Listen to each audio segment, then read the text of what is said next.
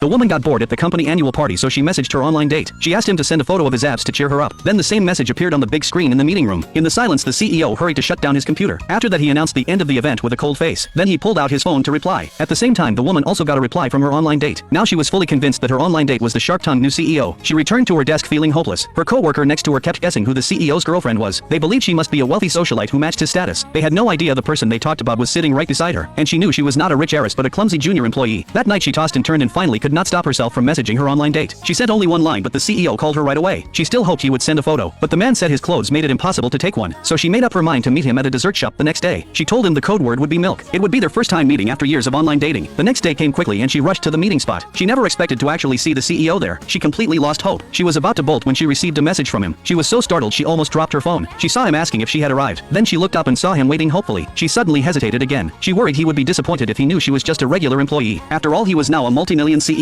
So she trimmed her reply and said she was stuck in traffic. Then she tried to pretend she was never there. But the man had already noticed her strange behavior. When she stood up to leave, he called out to her. She stiffly turned around thinking he had recognized her, but it was only because she had grabbed her company's bag by mistake. She let out a breath of relief. Then he tested her by offering her milk. She immediately said loudly that she was there to buy coffee. She insisted she hated milk. To make it believable, she ordered a coffee at once. When it arrived, she drank it all in one go. It burned her, but she still turned to explain she liked drinking it this way. The man knew his online date loved sweet things and could never drink anything bitter, so he assumed he had overthought everything. Seeing this, she felt she could finally slip away, but the man noticed her bracelet and stopped her again. He recognized it because he had given it to her last year. She slowly turned around. He simply asked to see the bracelet. She dared not show it. She took it off quickly, but she would not hand it over. Every time he reached for it, she dodged with a new excuse. She looked stingy and unwilling to part with it. After a few tries, the man lost patience and gave up. Then he explained he only wanted to check it because he had bought the same one for his lady before. She followed along saying it was a popular design many people had. The man checked his watch and left. Later, she returned home safely and received a message from him. He called her baby, sounding nothing like the cold sharp man from before, but she feared being exposed, so she lied that she suddenly got sick. He said he would come to her place. Soon her doorbell rang. She felt trapped. If he found out, he might think she was playing him on purpose, so she lied again saying she was not home. The man could only leave the milk he bought at her door and walk away disappointed. She knew he was a perfect partner, but he was also her boss. If their relationship was exposed, she would be the only one fired. She refused to risk her future. Another exhausting workday passed. She was depressed thinking she was about to lose him. A coworker told her the CEO wanted to see her. She forced herself to stay calm and walked in, but he did not call her for anything important. He only wanted her help picking out a birthday gift for his lady. She misunderstood and thought he already had a wife, so she followed him around in frustration carrying shopping bags. Along the way, he suddenly decided to call his online date, but right then her phone rang. He looked at her suspiciously and moved to answer it. She backed away quickly. Seeing his doubt, she claimed it was her work alarm. She grabbed her phone and deleted the call record, then showed him her screen. But he was not foolish, and these coincidences made him even more suspicious. To cover it, she bumped into him on purpose. Then she loudly accused him of having a lady at home while still dating online. He immediately dragged her away. A few days later, she received a package. It contained the gifts they picked out that day. Now she realized the lady he mentioned was actually her, but the expensive gifts reminded her of their huge gap in status. She knew the sensible choice was to end things, but feelings could not be cut off easily, and the CEO was her ideal partner. He looked great and was gentle and caring. At that moment, the CEO called her. He wanted to take her out for dinner for her birthday, but the more he said, the more she felt the gap between them. She ended up crying and breaking up with him, and the CEO was completely shocked.